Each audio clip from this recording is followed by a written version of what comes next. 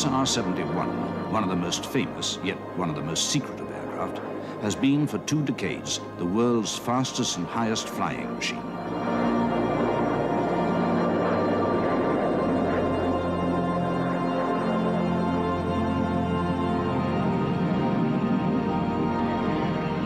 Produced by the Lockheed Corporation, it's a far cry from the first designs of the company founded by the 2 brothers Malcolm and Allan Lockheed in 1913. Raised on a ranch in Alma, both had developed a keen interest in mechanics and worked in the early automobile industry. But flying had caught the imagination of Allan, and in 1910 he became first a self-taught pilot, then an instructor, and finally went into barnstorming, until a disagreement with a telegraph pole ended that career.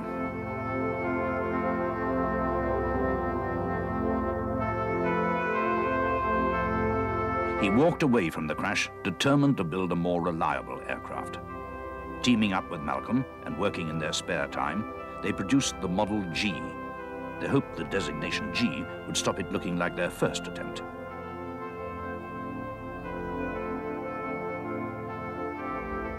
Using the plane to give joy rides around San Francisco Bay at $10 a time, they made 600 trips, and with the profit of $4,000, they moved to Santa Barbara to set up the Lockheed Aircraft Manufacturing Company. The outbreak of war in Europe had a profound effect on aviation, both in Europe and the USA. The planes that had started out in 1914 as flimsy, unreliable, and in many people's opinion, useless objects, became, with the advance in engines and airframes, a highly maneuverable, sophisticated, and potent weapon. At first, the war in Europe seemed remote to most Americans and had little effect on the young aircraft industry.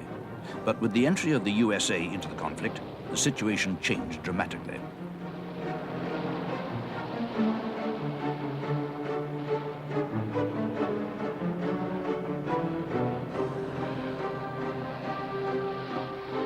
The demand for combat aircraft was outstripping supply.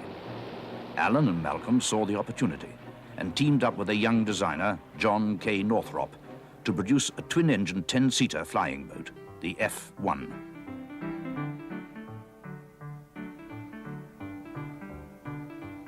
The hoped-for naval orders did not materialize. Instead, they were offered subcontract work to build 2 Curtiss H-2Ls.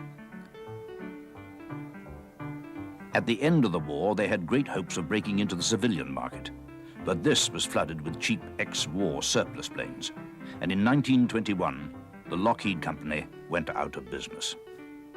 The partners went their separate ways.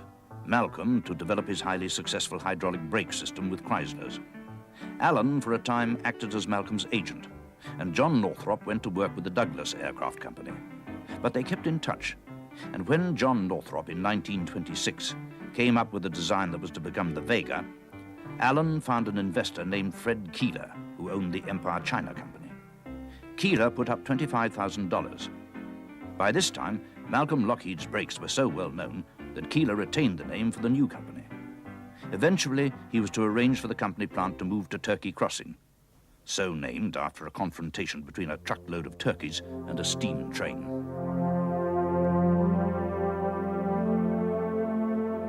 "50 men were employed, mostly carpenters, for the Vega was to be an all-wooden aircraft.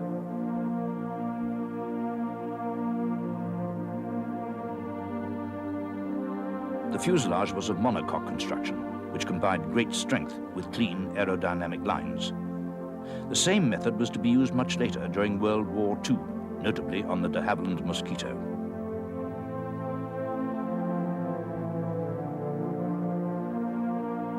The Vega first flew on the 4th of July, 1927, and became an instant success, and production was then moved to the new Burbank plant in 1928. They had produced the right aircraft at the right time. Some 20 were ordered, and the workforce increased to over 200. Variants followed: the Air Express, the Sirius, and the Orion. Because of their robust construction and speed, they became the chosen planes of many long-distance flyers. Captain Frank Hawks created a New York to Los Angeles record in 19 hours non-stop.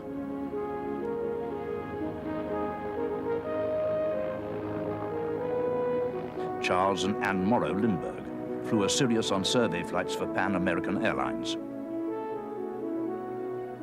Sir Charles Kingsford Smith broke long-distance records. Wiley Post flew round the world in his Vega in the record time of 8 days, 15 hours. Amelia Earhart made the first solo crossing of the Atlantic by a woman. The legend was growing. It takes a Lockheed to beat a Lockheed.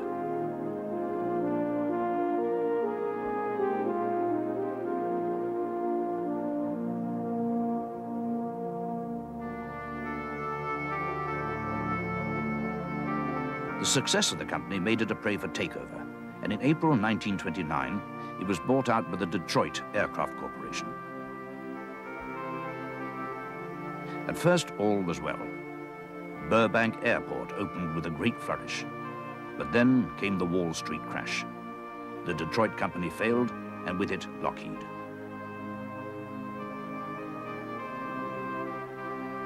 John Northrop went on to found his own company, and Allan Lockheed remained in Burbank to try to salvage what was left of the business. Allan became a real estate agent after he had sold the company, and I actually bought a house from him. But the team that came in, headed by Robert Gross, contained Hall Hibbard, who was the vice president of engineering in those days, Cyril Chapelet, who was his finance and administration man, and that team had many others, of course. I shouldn't say many. There were maybe all of 10 or 15. And they involved one man that came with the company, Carl Squire, who was the marketing manager, if you will. We didn't call him that in those days, but he was the salesman. And the team put together quite a lot of different ideas to carry the company from its wooden airplane legend, if you will, and the production, for that matter, into the all-metal world, which they could see coming. The result was the Electra, an aircraft that was to change the fortunes of Lockheed.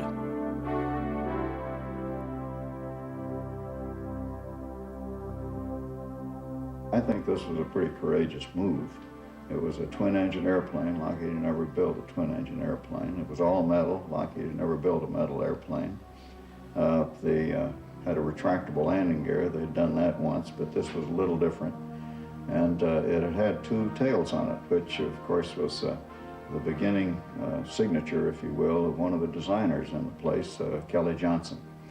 And that's when I really first got to know something about Lockheed. Kelly Johnson was Hall Hibbard's sort of chief of advanced design, and he had come from the University of Michigan. And in those days, we had no wind tunnels in the industry, or at least none that I know of. And Kelly used the University of Michigan as a wind tunnel. We had a small tunnel in the basement of the engineering building in Michigan, and I was a student assistant at the time. And so I worked on the Electra and the wind tunnel as a student in Michigan. And that's where the two tails were born. It was a good idea, and still is a good idea for a multi-engine airplane, or a bimotor anyway. In any case, I was interested in it. I met Kelly when he came back to the wind tunnel, and so I came to work for Lockheed after I graduated. Well, that twin-engine Electra was quite a risk for the company. The company had been bought for $40-some-odd thousand, and the development time for this airplane was certainly well over a year or so, which was pretty short. And it was a very successful airplane. It fit a niche in the market and continued to fill a niche in the market, and was actually the foundation of the company. Howard Hughes flew an Electra around the world in the record time of 3 days and 17 hours. Tragically, Amelia Earhart lost her life over the Pacific when her Electra ran out of fuel while attempting a round-the-world flight.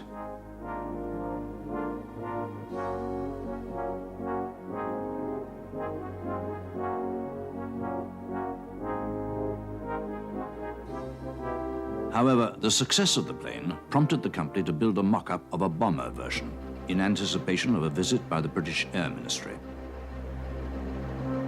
The British were impressed, and ordered 200 aircraft on the spot, and as many more as could be delivered by December 1939. It was the largest single order ever received by the American aircraft industry. Doubts were expressed about the ability of Lockheed's to meet the deadline.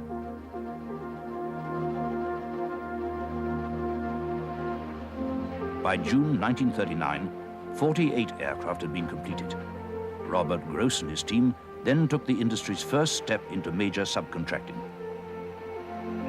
The workforce was increased to 7,000. Production went up to 1 plane a day, then 2. The 250th came off the line 7.5 weeks ahead of schedule. Then the Australians placed an order for 100 Hudsons, and at the same time the British placed a further order for 200.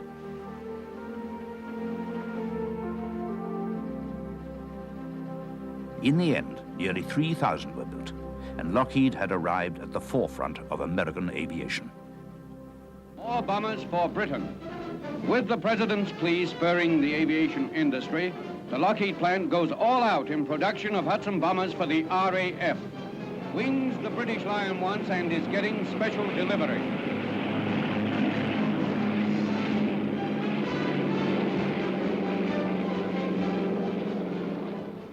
From across the Atlantic to somewhere in England comes a giant American bomber, one of scores now being ferried over the sea.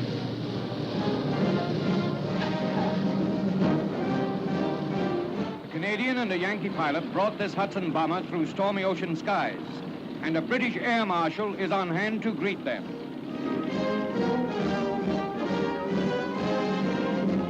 The American flyer's a mighty welcome visitor. This hands across the sea stuff means something.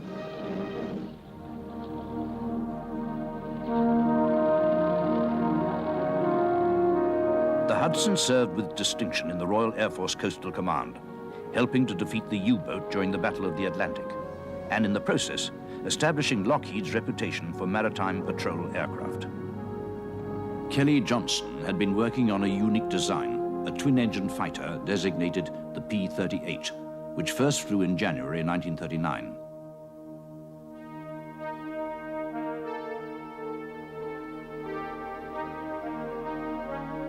It was a radically new concept, with its twin booms, tricycle undercarriage, and armament concentrated in the nose.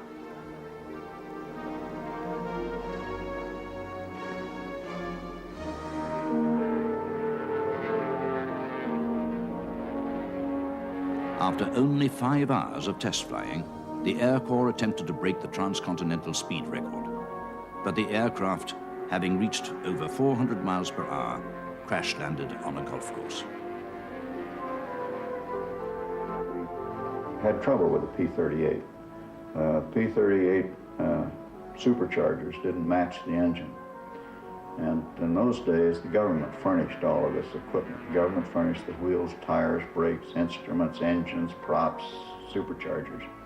And we had little control over what we were going to get. We glued them together and hoped they'd work. Well, the P-38 was lucky. Lockheed was lucky. Because as an escort, the P-38 wasn't much of an airplane. At very high altitudes, the supercharger engine mismatch burned up the engine. So more often than not, the B-17s were escorting the P-38s home instead of the other way around. And, but the same mismatch was a super match at sea level. You could overboost the engine until it couldn't stand it any longer, and it had 50% or more power than it was designed for. And it made a wonderful ground attack fighter. And with the armament it had in it, where it had 4 50 caliber guns and a cannon in the nose, you sort of perforated a hole in the side of the tank and blew the middle out of it. And it was a very effective ground attack fighter, and that's where it was good for the entire war, Pacific and Atlantic.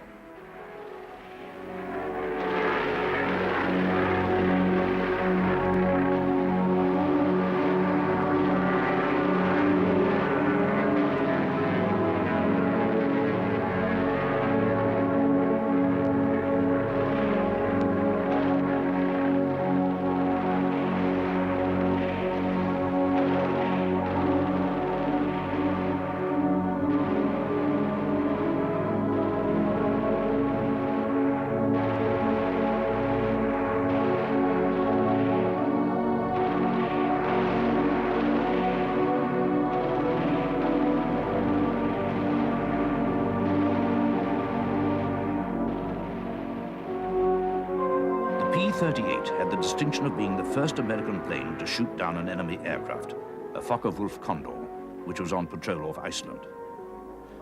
Lockheed's were to produce over 3,000 P-38s and nearly 4,000 P-38-1s.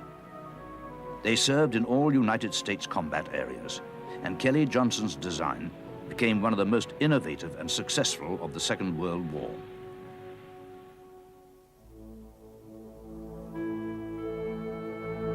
With wartime expansion, Lockheed's had now taken over the whole of the old Empire China Company's site, and work then went ahead to create one of the largest aircraft production units in the world.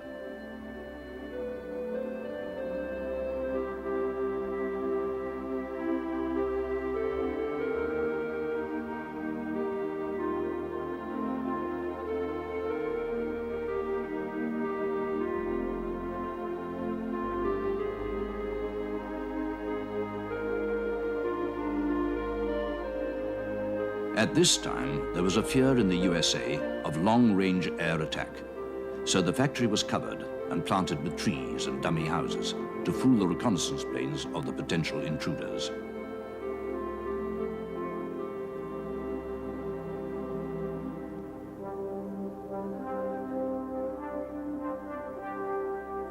Besides work on their own aircraft, Lockheed also undertook subcontract work for Boeing, building B-17s.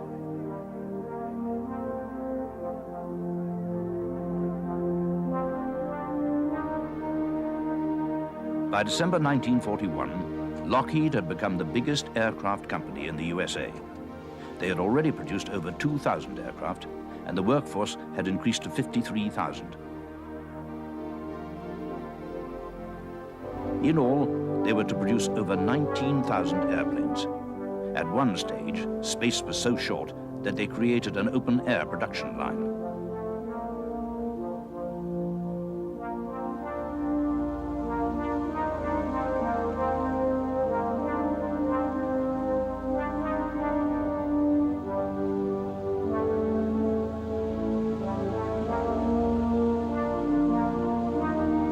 It was at this time that Lockheed developed the Hudson into the Ventura for the US Navy, at the same time continuing to produce the P-38s.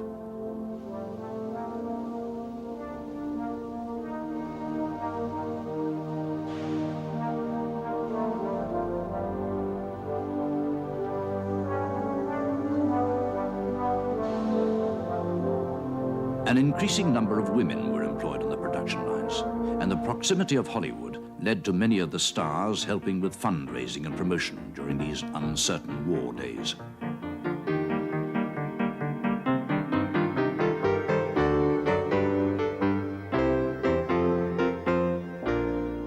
But by the end of the war, the inevitable decline in the workforce meant it shrank by nearly half. Fortunately, it was to be cushioned by a new aircraft, the C-69.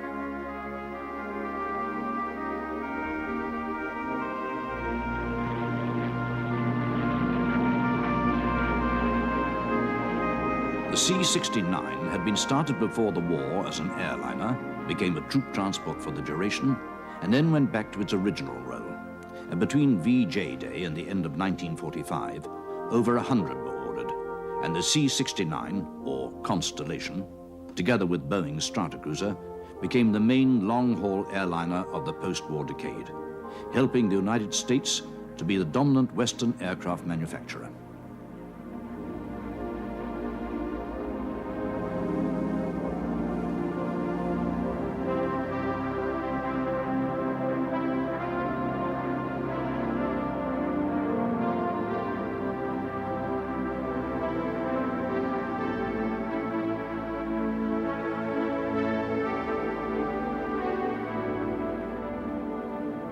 It later went back to the military as an airborne early warning aircraft, and was in fact the first to be fitted with a rotordome.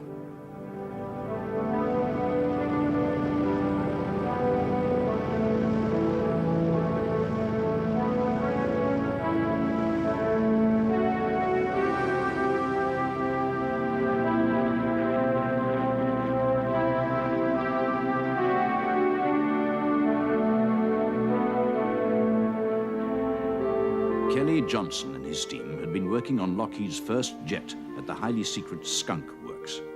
At the time, they were housed in circus tents next to a plastics factory in Burbank, the smell from which prompted the engineers to name it Skunk, after the foul-smelling factory. The plane that emerged was the P-80, the Shooting Star.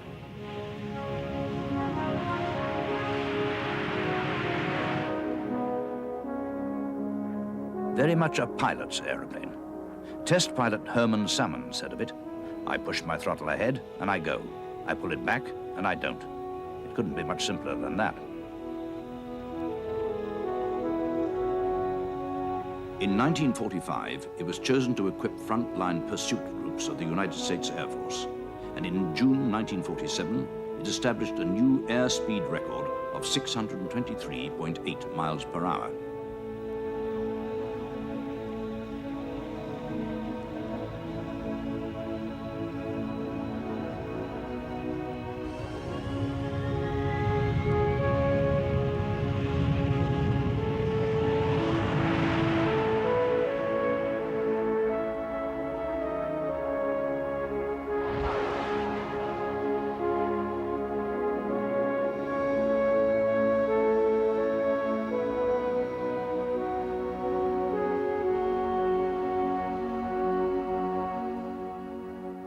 Too late to have seen service in the Second World War, the Shooting Star first saw action in the Korean conflict.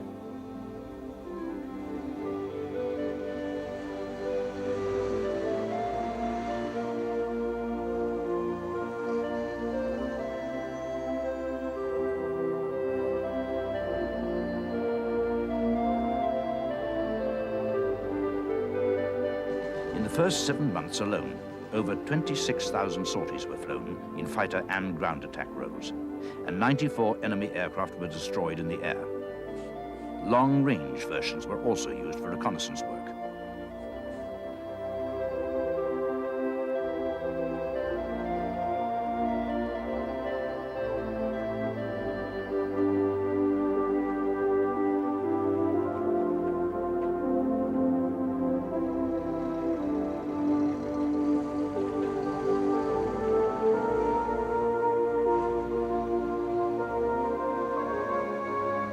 On the 8th of November 1950, a Shooting Star shot down a MiG-15 in the first ever all-jet air battle.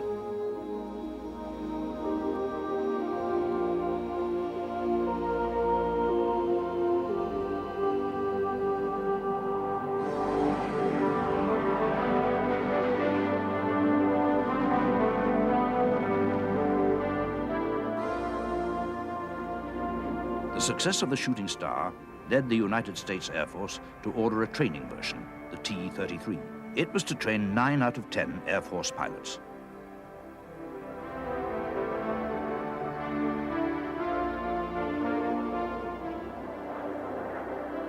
The United States Navy also ordered a version, which was to become the first carrier-based trainer.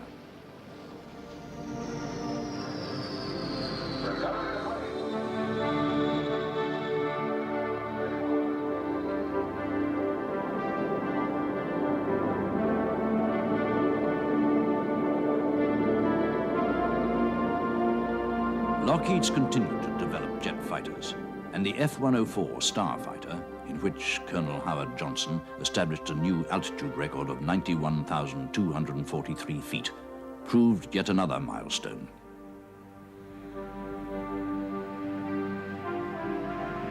Rival aircraft won back the record, but in late 1959, Captain Joe Jordan set a new world altitude record in the Starfighter of 103,395 feet, nearly 20 miles above the Earth's surface. It fringed on space.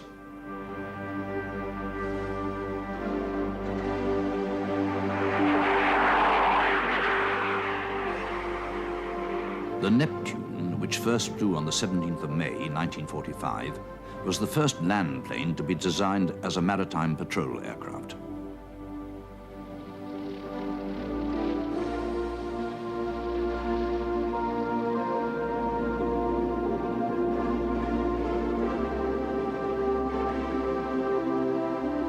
It remained in production until 1979, with over 1,100 being built.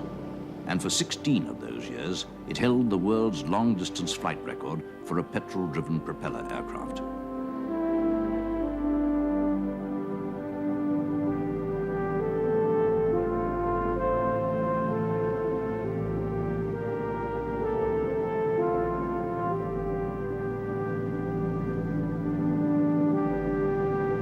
In the mid-1950s, the company introduced a new Electra, this time a large turboprop, not unlike the Vickers Vanguard.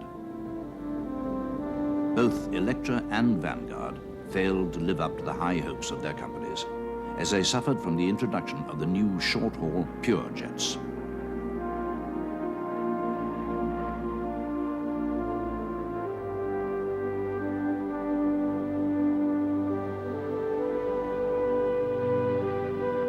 What saved the Electra from oblivion was its adaptation into the Orion, a new maritime patrol aircraft designed to replace the Neptune.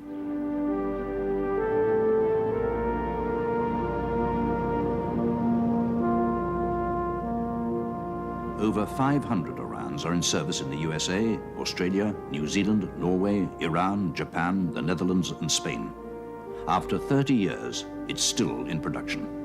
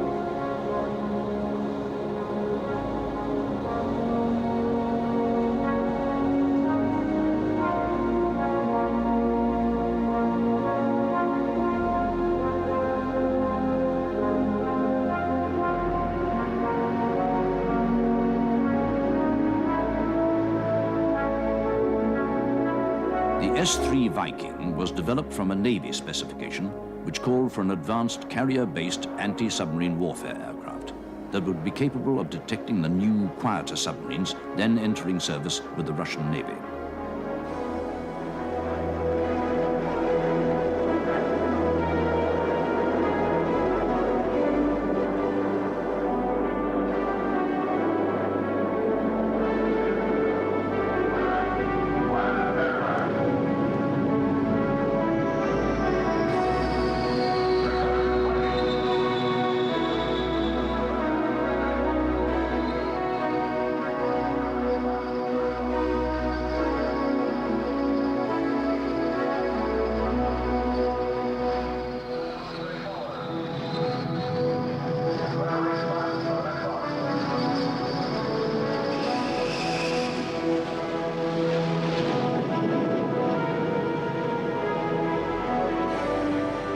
With its four-man crew, the Viking is one of the most completely automated aircraft flying, its main computer performing the majority of tactical calculations. It equips 13 squadrons of the US Navy and is the mainstay of the USA's anti-submarine detection system.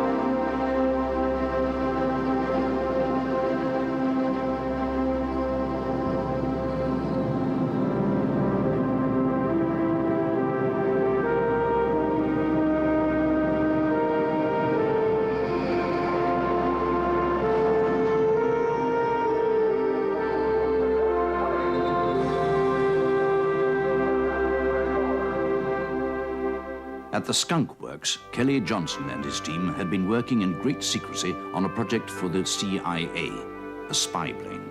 In effect, a powered sailplane, capable of operating at very high altitudes, the U-2.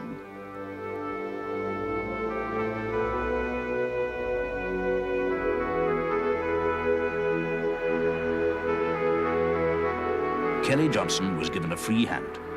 The requirements merely stipulated range, altitude, and provision for equipment. It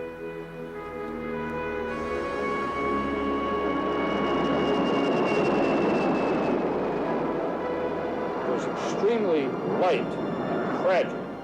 It was probably one of the most fragile airplanes that we had ever built at Lockheed, because it had to fly at great heights, up around 70,000 feet, an unheard of height in those days.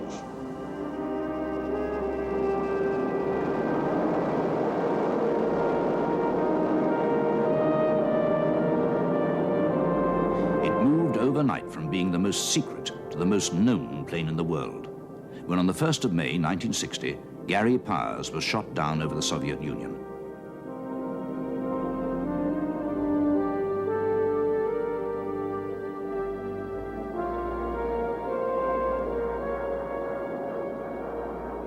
Two years later, it was a U-2 that overflew Cuba to set off another crisis between the superpowers. Do you, Ambassador Zorin, deny that the USSR has placed and is placing medium and intermediate range missiles and sights in Cuba? Yes or no? You will have your answer in due course. I'm prepared to wait for my answer until hell freezes over, if that's your decision. It shall be the policy of this nation to regard any nuclear missile launched from Cuba against any nation in the Western Hemisphere as an attack by the Soviet Union on the United States, requiring a full retaliatory response upon the Soviet Union.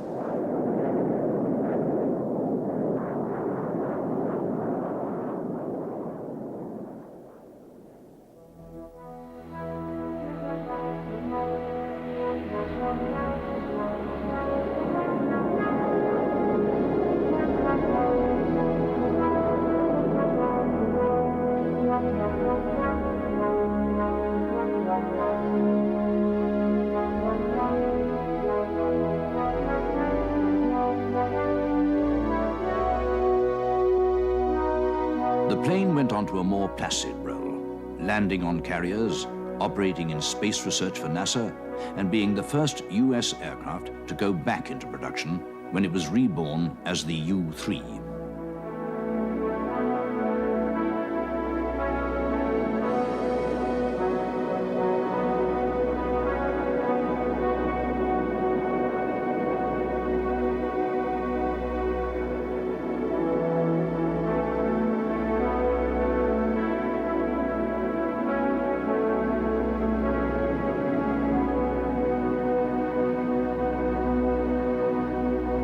Kelly Johnson had been working on an even more advanced aircraft, the Mach 3 Blackbird. The technical problems were enormous. Special titanium structures had to be made to withstand the temperatures of over 800 degrees, as the pilots would be operating on the edge of space. The result was a remarkable aircraft.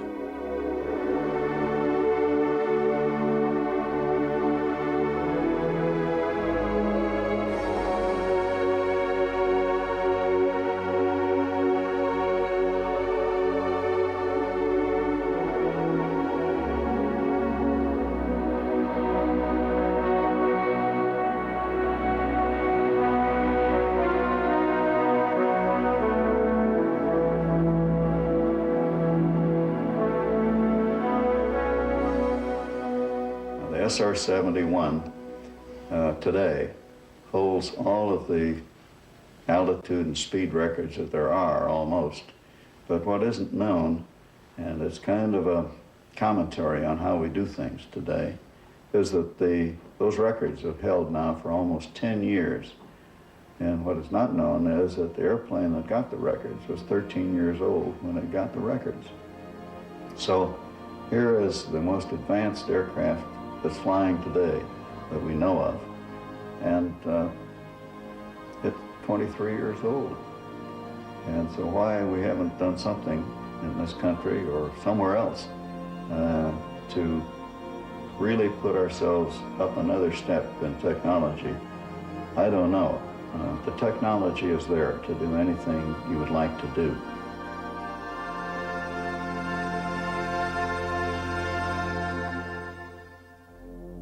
It was the climax of a brilliant career in aviation for the boy who had many years before dreamed of building his own aeroplane, the Merlin 1.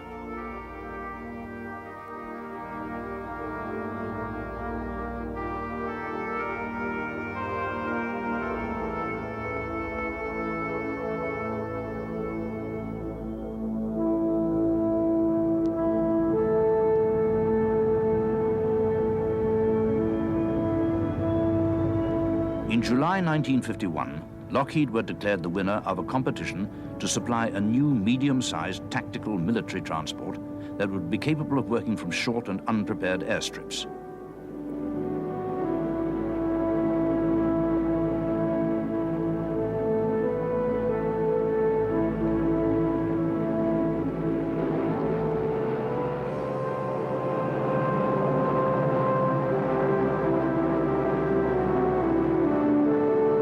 The design team under Willis Hawkins had produced the C-130, later to be known as the Hercules. With its 4 turboprop engines and rugged workmanlike appearance, it was to become a classic.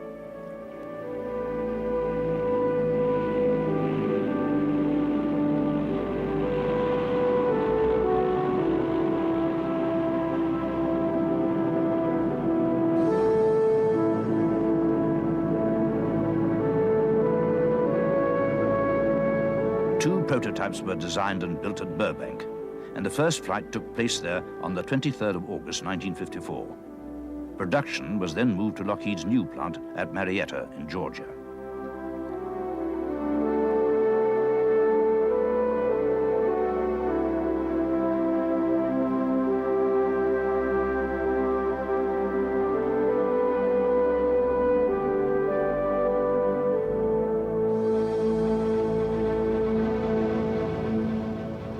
It soon entered service with the United States Air Force in a variety of roles. It has gone on to a production run of over 1,700 aircraft in 40 different versions, making it the longest produced transport plane in aviation history.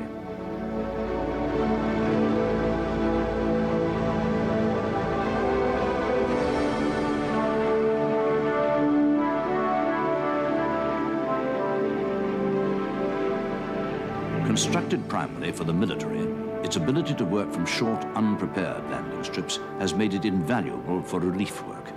And it's in this humanitarian role that the Herc has come to public attention during the Ethiopian famine, delivering relief supplies to earthquake victims in Morocco, Nicaragua, Peru, and Italy, and to the survivors of typhoons in Chile, Japan, Guam, and the Bay of Bengal.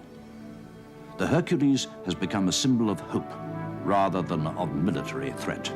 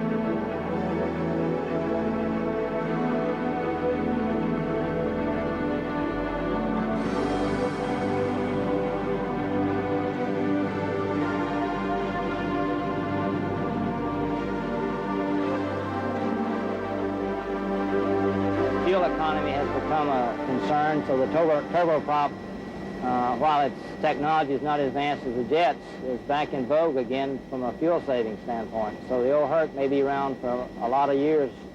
And of course, that concept of truck bed height loading and that type of handling system led us on then to some of the other airplanes like the C-141 and the C-5A, which had the same capability.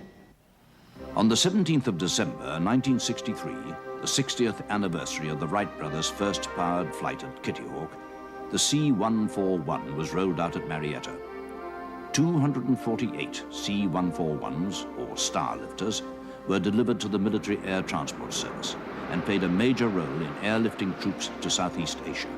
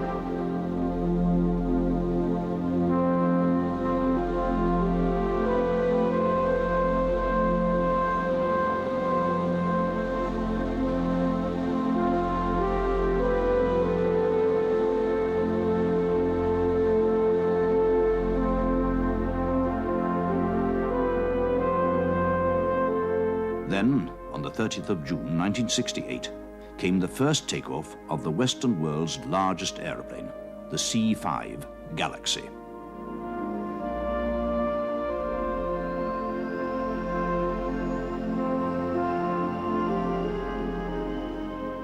This is the first takeoff of the aircraft. We've applied power to about a 4.46 EPR. The gross weight of the aircraft is 497,000 pounds. The acceleration speed, although it certainly doesn't look like it here from the outside, the elevator comes back at 126 knots. We lift off and away we go. We ease the nose back after we've lifted the airplane off and pick up speed to about 150 knots, and at this point you see me steepening up the climb to hold a best climb speed of 140 knots for this aircraft based on the data that we have. In June 1969, the C-5 established a world airlift record by taking off from Edwards Air Force Base with a gross weight of 762,000 pounds.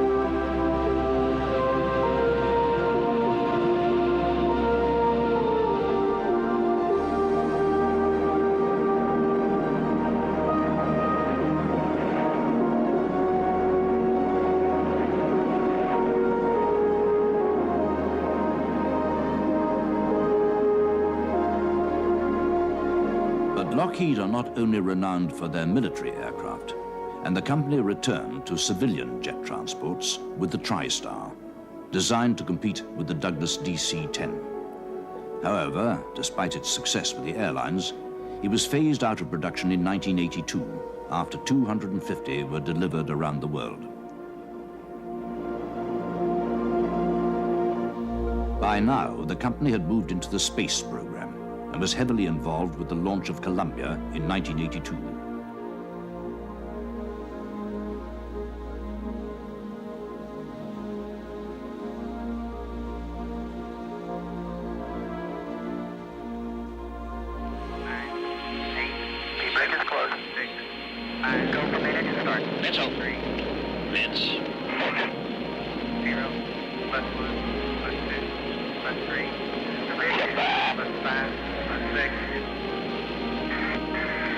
Flight, lift off, confirm, lift off.